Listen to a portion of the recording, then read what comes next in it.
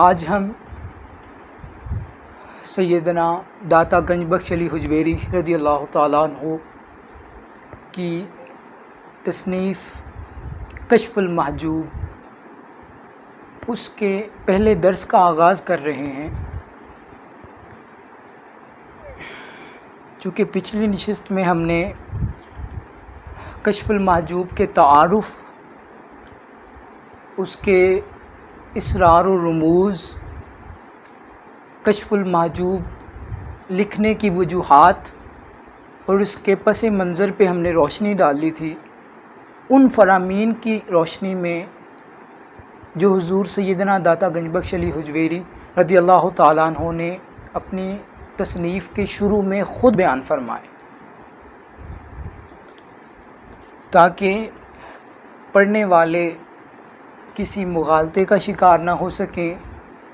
کسی غلط فہمی کا شکار نہ ہو سکیں، اور کشف المحجوب کا سلیس اور نظم بیان اور کنسپٹ براہ راست ان کے قلب پہ وارد ہو سکے جو حضور داتا گنج بخش علی حجویری رضی اللہ تعالیٰ عنہ بیان فرمانا چاہتے ہیں۔ پہلے ہم نے اس چیز کا ذکر کیا تھا کہ حضور داتا گنج بخش علی حجویری رضی اللہ تعالیٰ عنہ نے اپنی کتاب کی شرح اور اس تصنیف کے تعارف کا کام کسی اور پہ نہیں ڈالا۔ یہ کام آپ خود اپنی کتاب میں کر گئے، تاکہ آنے والے دور میں جو اللہ کا ولی ہوتا ہے وہ اللہ رب العزت کی الوہی مدد کے ذریعے اس کے اسرار و معارف اور معانی کو چن چن کے اپنی کتاب میں درج کرتا ہے، جو ایک علماء کے یا عام تلامذہ یا علم حدیث کے طالب علم کے بس کی بات نہیں ہوتی، جو اللہ رب العزت کے ولی کو اللہ رب العزت اپنی انٹیوشن کا جو دروازہ ہے اس کے ذریعے عطا کرتا ہے۔ آج ہم پہلے درس کا آغاز کر رہے ہیں کشف المحجوب کے، جو حضور داتا گنج بخش علی حجویری رضی اللہ تعالیٰ عنہ نے سلوک کے باب میں اپنے طالبان کی اور ارادت مندان کی اور کشف المحجوب سے اخذ فیض کرنے والوں کے نام جو ابواب قائم کیے ہیں اور جو فصلیں ترتیب دی ہیں، جن کے ذریعے ایک سالک ایک منزل سے چل کے اپنی منزل مقصود تک پہنچ سکتا ہے، وہ ابواب در ابواب اور منزلیں در منزلیں وہ مقامات اپنی کتاب کشف المحجوب میں جمع فرما دی ہیں۔ آج انشاءاللہ تعالی اللہ تعالیٰ کے فضل و کرم سے اور آقا علیہ السلام کے نالین پاک کی تصدق سے اور حضور سیدنا داتا گنج بخش علی حجویری رضی اللہ تعالیٰ عنہ کے فیض و کرم سے ہم انشاءاللہ تعالی محاضرہ اور مکاشفہ اس پہ گفتگو کریں گے کہ محاضرہ اور مکاشفہ کیا ہوتا ہے، اس کا بیک گراؤنڈ کیا ہے، اس کا معنی کیا ہے، یہ کیسے حاصل ہوتا ہے، یہ سلوک کے کس مقام پہ جا کے آتا ہے، کس دل کے حامل شخص کو یہ مقام حاصل ہوتا ہے، اور کون سے پردے اس کی راہ میں حائل ہوتے ہیں جس سے محاضرہ اور مکاشفہ نصیب نہیں ہوتا، اور وہ کون سے عوامل ہیں جس کے ذریعے محاضرہ اور مکاشفہ کا مقام ایک سالک کو نصیب ہو سکتا ہے۔ آپ کی اپنے ہی الفاظ سے ہم شروع کرتے ہیں جو آپ نے خود محاضرہ اور مکاشفہ کے باب میں فرمائے اور اس کو اپنی تصنیف میں درج فرمایا۔ آپ فرماتے ہیں کہ اے طالب حق، جان لے کہ محاضرے کا استعمال لطائف کے بیان میں حضوری دل پہ ہوتا ہے، اور مکاشفے کا استعمال عین مشاہدہ کے عالم میں تحریر باطن اور قلب کی کیفیات پہ حضوری رکھنے والوں پہ ہوتا ہے۔ فرمانے کا مطلب ہے، یہاں سے ابتدا فرما رہے ہیں محاضرہ اور مکاشفہ کی ڈیفینیشن سے۔ فرماتے ہیں کہ محاضرہ اسے کہتے ہیں جو انسان کے ایک لطائف پہ، لطیفہ خفی پہ، لطیفہ سر پہ، لطیفہ باطن پہ وارد ہوتا ہے، اور محاضرہ ایک کیفیت کا نام ہے، ایک محسوساتی چیز ہے، محسوساتی عمل ہے، محسوساتی فعل ہے جس کو محسوس کیا جا سکتے، حضوری قلب کے اندر انسان اس کو محسوس کر سکے، اور عالم محسوسات کے ذریعے محاضرے کی کیفیت کے ذریعے اللہ رب العزت کے قرب کی لذت کو اپنے اندر محسوس کر سکے، اسے محاضرہ کہتے ہیں۔ یہ اپنی پہلی سطر میں آپ بیان فرماتے ہیں کہ محاضرہ ایک محسوساتی عمل ہے، فیلنگز کا نام ہے۔ یعنی انسان راہ حق میں جب آگے بڑھتا ہے، اپنی کیفیات آگے لے کے جاتا ہے، سلوک کے رستے پہ چلنے کی کوشش کرتا ہے، تو اللہ رب العزت کی طرف سے تجلیات کا جو اس کے قلب پہ ورود ہوتا ہے، حضوری قلب نصیب ہوتی ہے۔ اس حضوری قلب کے اندر دل کے خلوت قدے میں جو ایک کیفیت محسوس ہوتی ہے، اس فیلنگز کو اور اس محسوسات کو محاضرہ کہتے ہیں۔ پھر فرماتے ہیں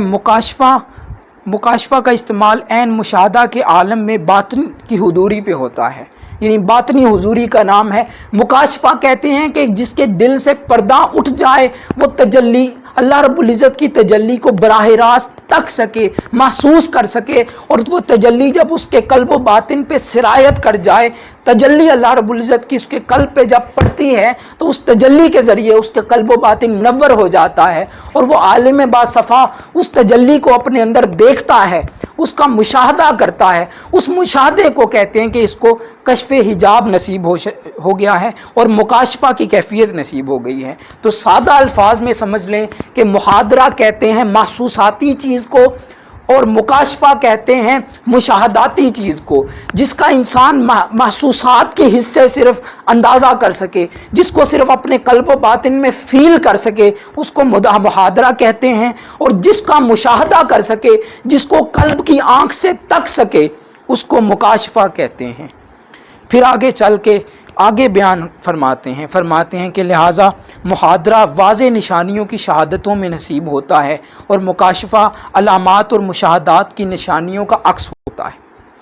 یعنی محاضرہ میں انسان کو وہ شہادتیں نصیب ہوتی ہیں، وہ پیغامات اس کے دل پہ وارد ہوتے ہیں، وہ پیغامات وہ خبروں کی صورت میں، وہ القاءات کی صورت میں، وہ محسوسات کی صورت میں جب حضور الہ سے قلب کے اوپر ایک روحانی تجلی پڑتی ہے، اور قلب کے اوپر جو چڑھے ہوئے حجابات ہوتے ہیں، ان کے تحت میں جو روحانی کیفیات چھپی ہوئی ہوتی ہیں، روح کی وہ صفتیں اور صلاحیتیں جو دب گئی ہوتی ہیں نفس کے بوجھ کے تلے، جب انسان کے محسوسات کے عالم میں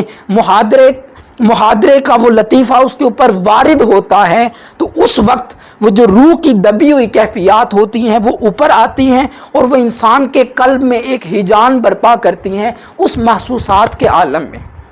وہ محسوسات کا جو عالم ہے وہ انسان کو پھر چل کے محاضرے اور مکاشفے کی طرف لے جاتا ہے۔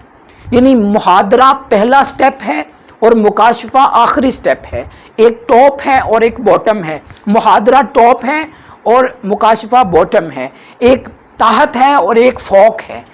ایک زمین ہے اور ایک آسمان ہے۔ جب انسان راہ سلوک کی طرف بڑھتا ہے اور سلوک پہ چلتا ہوا ایک سالک بن جاتا ہے، تو ابتدا اس کی محاضرے سے ہوتی ہے اور انتہا اس کی مکاشفہ پہ ہوتی ہے۔ محاضرے میں صرف محسوسات کا عمل ہوتا ہے، اور مکاشفے میں حقیقتوں کے تدارک کا اور اس کے مشاہدات کا عمل شروع ہو جاتا ہے۔ تو حضور داتا صاحب فرماتے ہیں کہ مکاشفہ علامات اور مشاہدات کی نشانیوں میں سے ہوتا ہے۔ پھر فرماتے ہیں کہ محاضرہ علامات و نشان حق کی دید کے دوران میں ہمیشہ کے لیے تفکر ہوتا ہے، اور مکاشفہ حق تعالیٰ کی غیر محدود عظمت کے مشاہدہ میں ہمیشہ کے لیے تحیر و حیرانی میں ہوتا ہے۔ یعنی انسان جب محاضرہ کی کیفیت اس کے اوپر غالب آ جائے، محاضرہ کی محسوسات، عام سادہ الفاظ میں آپ کو کنسیپٹ کلیئر کرنے کے لیے سمجھاتا ہوں، جیسے آپ نعت خوانی سنتے ہیں، حضور پہ درود و سلام پڑھتے ہیں، یا نعت خوانی سنتے ہیں، یا حضور کی بارگاہ کی طرف توجہ کرتے ہیں، یا اللہ رب العزت کی بارگاہ کی طرف توجہ کرتے ہیں، ذکر الہی کرتے ہیں، درود و سلام پڑھتے ہیں، اللہ رب العزت کی تجلیات کا عکس اپنے اندر سمیٹنے کی کوشش کرتے ہیں، تو جب انسان اس کیفیات میں آگے بڑھتا چلا جاتا ہے اور حضور کی نعت خوانی میں وہ سر دھن کے حضور پہ درود و سلام پڑھ رہا ہے اور حضور کی نعت خوانی کو سن رہا ہے، تو اس کا قلب اور باطن بالکل متوجہ ہے بارگاہ محمدیہ کی طرف، آقا علیہ السلام کی بارگاہ کی حضوری کی طرف اس کا دل متوجہ ہے، وہ حضور کی بارگاہ میں صاحب وجد ہے۔ تو جب وجد کے دوران، یا ایک نعت کی کیفیت کے دوران، یا بعض احباب حضور پہ درود و سلام کے دوران، یا بعض کو کسی اور معارف میں یا کسی اور سچویشن میں یہ کیفیت نصیب ہو جاتی ہے۔ بعض کو آقا علیہ السلام کے ذکر اور حضور کا اسم پاک سن کے دل کے اوپر ایک کیفیت طاری ہو جاتی ہے۔ تو وہ جو کیفیت طاری ہوتی ہے، وہ کیفیت انسان کے اندر ایک محسوساتی لذت پیدا کر دیتی ہے۔ تو وہ جو محسوساتی لذت ہے جو نعت کے دوران آتی ہے، یا حضور کی بارگاہ کی طرف توجہ کرنے کے دوران آتی ہے، یا حضور پہ درود و سلام کے دوران آتی ہے، یا اللہ رب العزت کے ذکر کے دوران وہ کیفیت انسان کے قلب پہ وارد ہوتی ہے، محسوساتی کیفیت۔ ابتدا میں جو کیفیت محسوساتی کیفیت وارد ہوتی ہے، فرماتے ہیں کہ وہ مشاہدہ حق کے تفکر کا نام، اس کو محاضرہ کہتے ہیں۔ یعنی وہ ابتدا ہوتی ہے اللہ رب العزت کی تجلیات کے محسوسات کو اپنے اندر فیل کرنا، اس کو محاضرہ کہتے ہیں۔ یعنی وہ سالک فیل کرنے لگتا ہے، یوں سمجھیے کہ اس کے مراحل بڑھنا شروع ہو گئے ہیں۔ اچھی چیز ہوتی ہے کہ وہ آگے بڑھ رہا ہے، اس کو اس چیز کو قائم رکھنے کے لیے محنت کرنی چاہیے۔ جب وہ محاضرے سے محنت کرتا کرتا ان کیفیات کو برقرار رکھتا ہوا، بغیر غفلتوں کے، بغیر خطا کاریوں کے، بغیر گناہ گاریوں کے، جب غفلتوں کو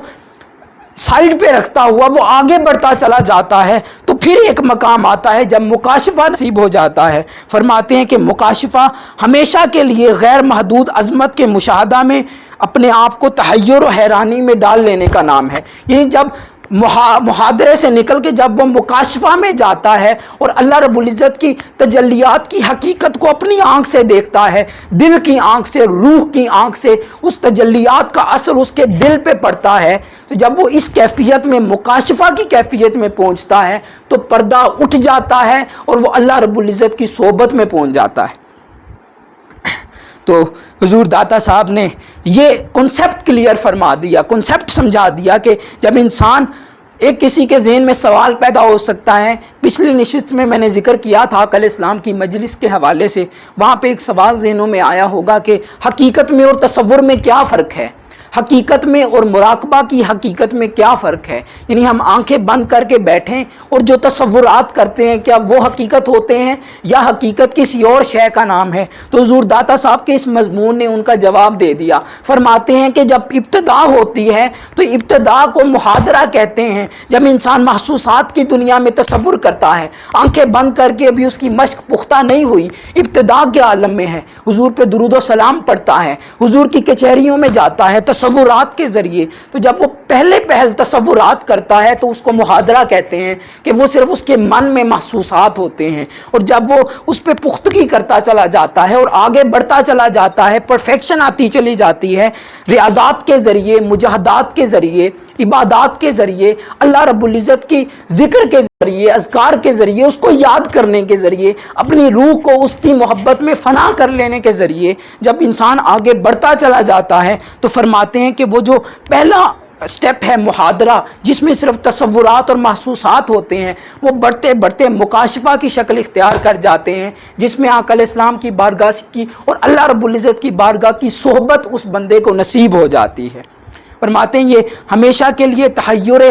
و حیرانی کا نام ہے اور اللہ رب العزت کی عظمت اور مشاہدہ حق میں غرق ہو جانے کا نام ہے۔ اسی طرح فرماتے ہیں فعال حق میں تفکر کرنے والے اور جلال حق میں تحیر کرنے والے میں فرق یہ ہے کہ ایک تو ان میں سے سوار خلت ہوتا ہے اور دوسرا محبت کے قریب تر ہوتا ہے۔ یعنی اللہ رب العزت جب اپنے اس بندے کے دل کے اوپر، جس انسان کے دل پہ اللہ رب العزت کی توحید کا نور، اس کا جھلک اس کے دل پہ پڑتی ہے تو وہ ایک روحانی کیفیت اپنے قلب میں محسوس کرتا ہے۔ جب اللہ رب العزت کے ذکر، جب وہ انسان اللہ کا ذکر کرتا ہے تو اللہ پاک اپنی تجلی کا نور، اپنے توحید کی تجلی کا نور اور اپنی محبت کی تجلی کا نور اور اپنی معرفت کی تجلی کا نور، مختلف نور ہوتے ہیں، ہر ایک کو اس کی کیفیت کے اعتبار سے نور عطا کیا جاتا ہے۔ تو جو انسان اللہ رب العزت کے جس نور کا حامل ہو، اس کے قلب کے اندر اتنی وسعت ہو، اللہ رب العزت اس کے حساب سے اس کے دل میں تجلی ڈالتا ہے، تو جس کا نور وہ اس کے قلب کے اندر وارد ہوتا ہے، توحید کا نور یا اس کی محبت کا نور یا معرفت کا نور یا حکمت کا نور جب اس کے دل میں وارد ہوتا ہے تو وہ باطن کے اندر ایک گہری سوچ اور فکر کے ساتھ اللہ رب العزت کا مشاہدہ کرتا ہے۔ اس کی مثال ایسے ہی ہے جیسے وہ صوفیاء کرام جب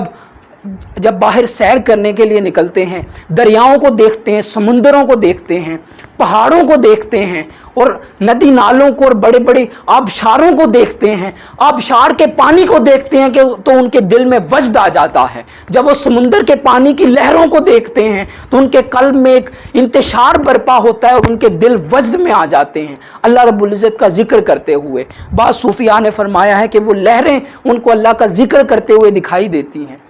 بعض کہتے ہیں کہ آبشار کا پانی جب اوپر سے گرتا ہے تو وہ گرنے کا مطلب یہ ہے کہ ان کو اللہ رب العزت کا ذکر سنائی دیتا ہے۔ مولا علی مشکل کشا کو ساز کی آواز کی سمجھ آ جاتی تھی۔ بڑے بڑے اولیاء تھے جو بڑی بڑی درختوں کے پتوں کے ہلنے کی آوازیں وہ سمجھ لیتے ہیں۔ اس درختوں کے پتوں سے جب ہوا گزرتی ہے اور وہ ایک شور پیدا ہوتا ہے، اس سے ایک ولی کے دل کے اوپر ایک کیفیت پیدا ہوتی ہے، وجد میں آ جاتا ہے۔ وہ اس وجہ سے وجد میں آتا ہے چونکہ وہ محاضرہ اور مکاشفہ کے ذریعے اللہ رب العزت کی وہ توحید کے نور اس کے اندر ایسا وارد ہوتا ہے کہ وہ اللہ رب العزت کی تجلی کو اپنے دل میں محسوس کرتا چلا جاتا ہے۔ وہ محسوس ہو رہی ہوتی ہے اس کے قلب کے اندر، وہ چشمہ جاری ہو رہا ہوتا ہے، وہ اللہ رب العزت کے اسرار اور باطن اور وہ رموز کی جو ایک لذت ہے، ایک حلاوت ہے، وہ اس کے قلب کے اندر پیدا ہو رہی ہوتی۔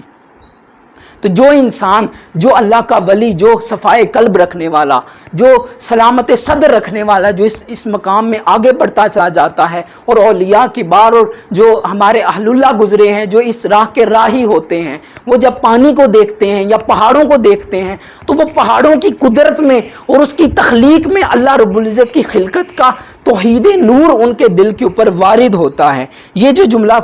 فرمایا کہ تحیر و حیرانی کا شکار ہو جاتے ہیں، اس سے مراد یہ ہے کہ حیرانی انسان کے اندر ایک روب پیدا کرتی ہے۔ حیرانی سے انسان کے اندر ایک روب اور ایک دبدبہ پیدا ہوتا ہے۔ جب انسان مشاہدہ حق میں غرق ہوتا ہے، ایک پہاڑ کی طرف نگاہ کرتا ہے اللہ کا ولی، تو اس پہاڑ کی خلقت میں اور اس کے بنانے میں، ایک پہاڑ کی بناوٹ میں اور اس کی تخلیق کے اندر اسے اللہ رب العزت کی قدرت کا عکس چھپا ہوا نظر آتا ہے۔ وہ جو اللہ رب العزت کی قربت اور اس کی تخلیق کا عکس ہے کہ اتنا بڑا پہاڑ اس مالک نے کیسے تعمیر کیا ہوگا، تو جب وہ کیفیت اس کے دل کے اوپر وارد ہوتی ہے، وہ اس کیفیت میں غرق ہوتا ہے، تو اتنی اس کی کیفیت کو دیکھ کے، پہاڑ کی ہیئت کو دیکھ کے اس کے دل کے اوپر ایک روب اور دبدبہ اللہ رب العزت کی ذات کے حوالے سے وارد ہوتا ہے۔ تو جب وہ روب اور دبدبہ اس کی ذات کے اوپر وارد ہوتا ہے، اس سے اس کے اندر حیرت پیدا ہوتی ہے۔ حیرت، ورتائے حیرت میں جب وہ جاتا ہے تو ایک الوہی روب اس کے اوپر پیدا ہوتا ہے، اس سے اس کے اندر محسوسات کی کیفیت غلبہ پکڑتی ہے اور وہ وجد میں آ جاتا ہے۔ یہ وہ حقیقت ہے کہ اولیاء کرام سمندر کے پانی کو اور آبشار کو اور پہاڑوں کو، جنگلوں کو دیکھ کے کیوں حظ لیتے ہیں اور کیوں لذت پاتے ہیں۔ یہ وہ چونکہ ایک باطن میں ان کی گہری تجلی اللہ رب العزت کی طرف سے ان کے قلب پہ وارد ہو رہی ہوتی ہے۔ پھر آگے چل کے فرماتے ہیں کہ جو صاحب محاضرہ ہوتا ہے وہ شوق دوست میں زیادہ ہوتا ہے اور وہ اس سے روگردانی نہیں کرتا، اور فرماتے ہیں اسی طرح جہاں کہیں خلت تھی وہاں پہ حیرت کفر کی طرح ظاہر ہوتی ہے، اور جہاں جہاں محبت ہوتی ہے وہاں وصال شرک کی طرح ظاہر ہوتا ہے۔ تو فرماتے ہیں کہ سیدنا حضرت شبلی نعمانی رضی اللہ تعالیٰ عنہ وہ فرماتے ہیں کہ کسی نے ان سے پوچھا، کوئی سوال کیا، تو آپ نے اس کے جواب میں اسے فرمایا، اے حیرت زدوں کے رہنما، میری حیرت کو اور بڑھا دے، کیونکہ مشاہدہ میں حیرت کا درجہ زیادہ ہوتا ہے۔ کسی نے ان سے سوال کیا تو اس کے جواب میں انہوں نے یہ دعا فرمائی، دعا مانگی کہ اے حیرت زدوں کے شہنشاہ اور رہنما، میری حیرت کو اور بڑھا دے، چونکہ مشاہدے میں حیرت کا درجہ بہت بڑا ہوتا ہے۔ یعنی فرمانے کا مطلب یہ ہے کہ میرے دل کے اندر حیرت کو بڑھا دے، مطلب کہ باری تعالیٰ میرے دل کے اندر اپنے روب کو بڑھا دے، کیونکہ جب انسان کے قلب پہ اللہ رب العزت کی تجلیات کا روب طاری ہوتا ہے، اس وقت وہ مشاہدہ کی کیفیت میں جاتا ہے، اور اس روب کے صدقے سے اللہ رب العزت کی تجلی کا نور اس کے باطن میں گرتا ہے، اترتا ہے، اور اس کے ذریعے وہ بارگاہ الہی کی حضوری کو پا لیتا ہے۔ اس کے ذریعے وہ مصاحبت اور صحبت باری تعالیٰ میں چلا جاتا ہے، اس حیرت کے روب کے صدقے سے، چونکہ جب وہ اللہ رب العزت کی تخلیق کو دیکھتا ہے تو حیرت کا روب اس کے اوپر جو طاری ہوتا ہے، وہ اس روب اللہ رب العزت کے قریب کرتا چلا جاتا ہے۔ وہ ورتائے حیرت میں رہنے والا روب اور دبدبہ اللہ رب العزت کے قریب کرتا چلا جاتا ہے، چونکہ روب کے اندر از خود ڈر شامل ہوتا ہے، اور جب ڈر پیدا ہوتا ہے تو سراسر انسان کے اندر تقوی اور پرہیزگاری پیدا ہونے لگتی ہے، مولا کے لیے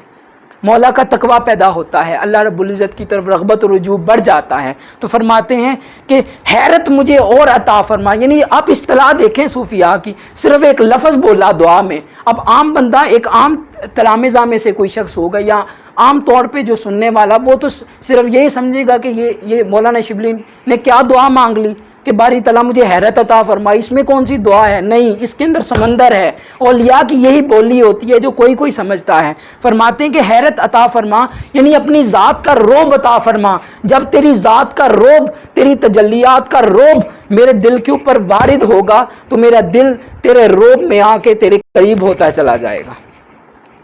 تو فرماتے ہیں کہ یہ وہ کیفیات ہیں جو محاضرہ اور مکاشفہ میں یہ فرق ہے کہ محاضرہ عالم محسوسات کو کہتے ہیں اور مکاشفہ عالم مشاہدات کو کہتے ہیں۔ پھر آگے چل کے فرماتے ہیں کہ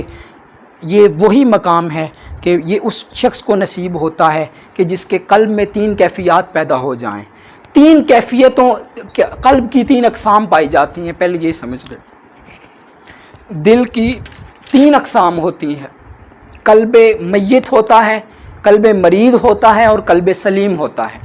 قلب میت رکھنے والا شخص، اس کے اوپر حجابات اس طرح کے ہوتے ہیں جس کا پہلے ہم ذکر کشف المحجوب کے تعارف والی گفتگو میں کر چکے ہیں۔ حضور داتا صاحب نے خود اس کا ذکر فرمایا کہ حجاب رینی ہوتا ہے اور حجاب غینی ہوتا ہے، حجاب تابع ہوتا ہے، خاتمہ ہوتا ہے اور رین ہوتا ہے۔ یعنی یہ وہ حجاب ہیں جو انسان ازلی بدبخت ہوتا ہے جن کا رکھنے والا، اور اس کو کبھی ہدایت نہیں ملتی، اس حجاب کے رکھنے والے شخص کو قلب میت کا حامل شخص کہتے ہیں۔ جس کا دل میت ہو چکا ہو وہ ان حجابات کا حامل ہوتا ہے۔ فرماتے ہیں وہ کوئی کیفیت نہیں پا سکتا، نہ وہ محاضرہ پا سکتا ہے، نہ وہ مکاشفہ کی کیفیت میں سے کوئی ذرہ پا سکتا ہے، وہ بدبخت شخص ہے۔ پھر فرماتے ہیں کہ جو قلب مریض ہوتا ہے، چونکہ اس کا دل کبھی جب وہ نعت خوانی کی محفل میں جائے تو اس کا دل پھڑکنے لگتا ہے آقا کی محبت میں، جب وہ گناہ گاریوں میں جائے تو وہ گناہ، لذت گناہ اس کے اوپر وارد آ جاتی ہیں، دونوں طرف کی کیفیات رہتی ہے۔ ایسا شخص کا جو دل کا حامل شخص ہوتا ہے وہ قلب مریض کا حامل ہوتا ہے۔ فرماتے ہیں کہ اگر وہ ریاضت کرے، مجاہدہ کرے اور